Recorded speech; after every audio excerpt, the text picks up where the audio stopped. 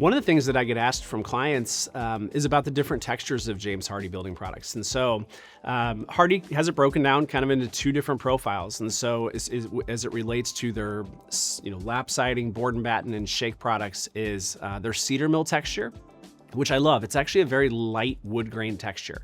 It's not this deep, knotty texture like you would have seen in cedar historically.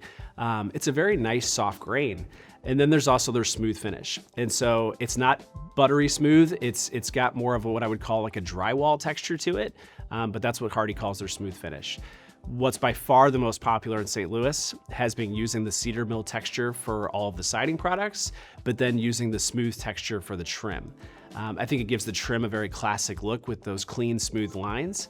But I like the depth that comes with James Hardie's cedar mill. We'll call it wood grain. But unfortunately, what we found over the years is that with Hardie's smooth texture, even though it can look very contemporary, you also tend to see all of the imperfections that are in the James Hardie product. Because keep in mind, all James Hardie products start off as a smooth finish, and then the cedar mill is stamped onto it. And so having a little bit of that depth in the cedar mill creates a very even, uniform texture throughout the house.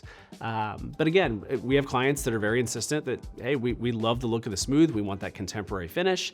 And so what we do is we try to be extremely persnickety as we go through those planks of smooth siding when they go up, that if we come across any that there is some of those manufacturing imperfections, we're kicking them out so that we can get the best product on the house.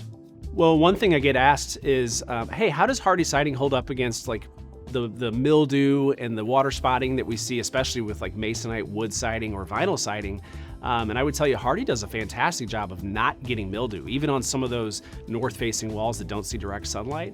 I know on my personal house, it's as simple as walking around once in a while with a garden hose and washing it off. And honestly, about the only thing I ever see on my siding is bird poop. And our house does face directly due north. We have never had any mildew on the house. And again, whether you choose a cedar mill texture or a smooth texture, I think Hardie's inherent design does a great job of not holding onto that moisture for that mildew and mold to grow. So I don't think I would let the texture be dictated based on how long is it going to stay clean. Hardie does a very good job on its own of staying clean and looking very pretty.